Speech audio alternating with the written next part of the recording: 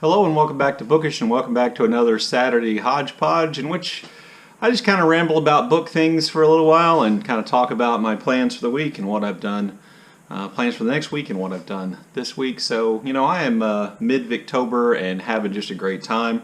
You may know, if you follow my channel, that I just posted a review of Wuthering Heights on Thursday, which was on the whole negative. And I've gotten such great responses in the comment section. It's just been kind of a delight. I think it's one of my favorite reviews I've ever posted, not because of the content of the review, but because of the quality of the responses. And I've gotten some really respectful responses from people who like the book much better than I do. And it seems as though there are a couple of questions that have come up in my mind about the Brontes and about Wuthering Heights in general. And one of the questions is, just kind of ask, how many of you see Wuthering Heights as a romance? I just don't see it, but maybe it's me. I don't see anything romantic about the relationship between Catherine and Heathcliff, or the younger Catherine and Hareton. I don't see that as romance, and I find the idea kind of that of Heathcliff in some ways seeming attractive, because he is the damaged bad boy style character. Really, it's one of those things that kind of sets my teeth on edge, to be honest with you. So that was one of my questions. Does anybody really see it as a romance? I had a commenter say they see it more as a story of vengeance. Fair enough, I can accept that it's that.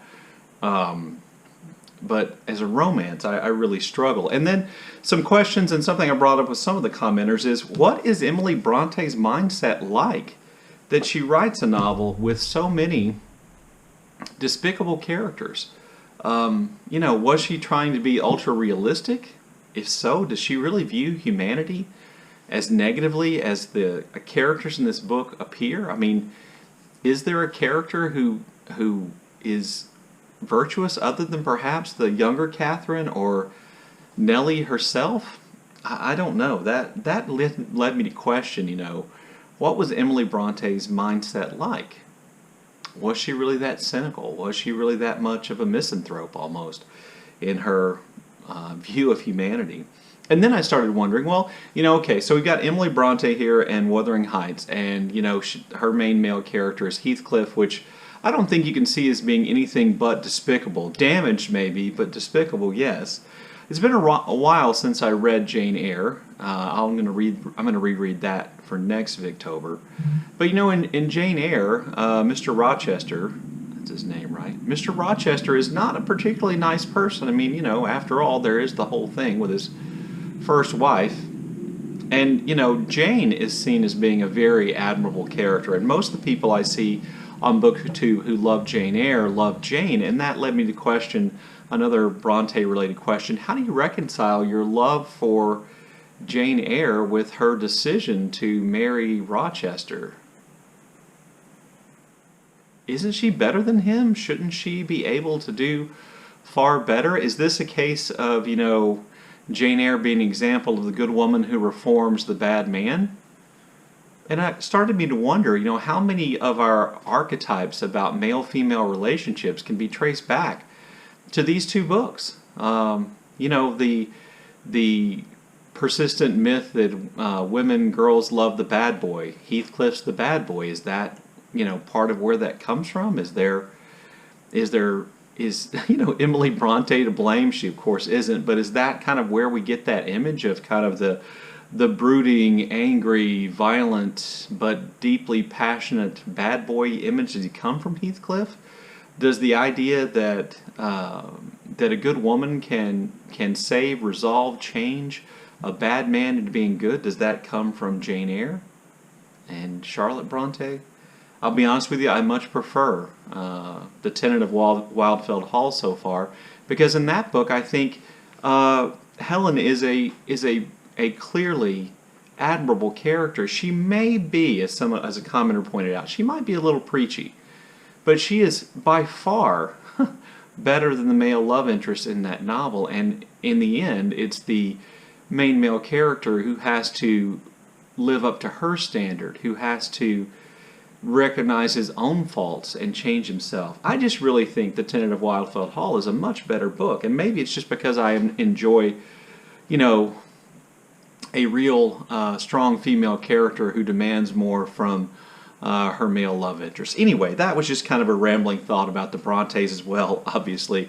I look forward to hearing your comments about that. So far, Victober-wise, what I'm reading right now is The Warden by Anthony Trollope, and I'm enjoying this. It is kind of a nice, refreshing, calm, so far break from Wuthering Heights, and I'm enjoying that. I always like to do some shout-outs during my Saturday Hodgepodge, so today I want to shout out Hannah's books.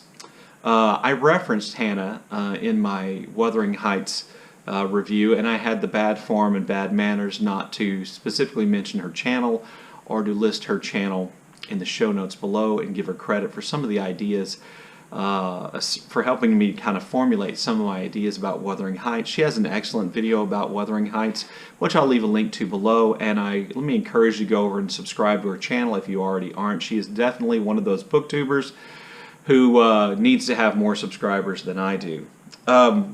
Also, let me remind you about Robert from Barter Hordes' call for judges for the next year's BookTube Prize. I'm starting to feel like maybe I've signed up for too many rounds, but I'm kind of committed, so I'm going to go ahead and do that. But please think about that. The greater the diversity of judges, the better the prize will be, and the more, all of us here on BookTube can feel like that it was, representative of who we as a group, at least in this corner of BookTube, really are. So I'll leave a link to his call for judges video below also. The other thing I wanted to mention to you is just kind of an issue I'm having with so many of you here on BookTube, and that has to do with Nonfiction November. So as you know, Nonfiction November is a regular read-along for November in which people read nonfiction, and Olive over at Book Olive is the host of that. She comes up with prompts around which you can choose to structure your nonfiction reading. But my goodness, Olive put out her Nonfiction November video like on October the 10th or something, and now everybody's coming out with their nonfiction TBR, and I just want to say, calm down. I'm still enjoying Victober, and now I have to think about Nonfiction November. Calm down. It'll get here. Enjoy Victober. That's what I'm doing. Anyway, I'm just joking. Of course, your excitement about Nonfiction November is perfectly okay. It just made me feel like I was falling behind because I wasn't ready with my Nonfiction November TBR. But I am definitely looking forward to that. Anyway, thanks for watching this mess of a video. Literally a Saturday hodgepodge. As always, I look forward to your comments in the comment section below, and thank you for watching.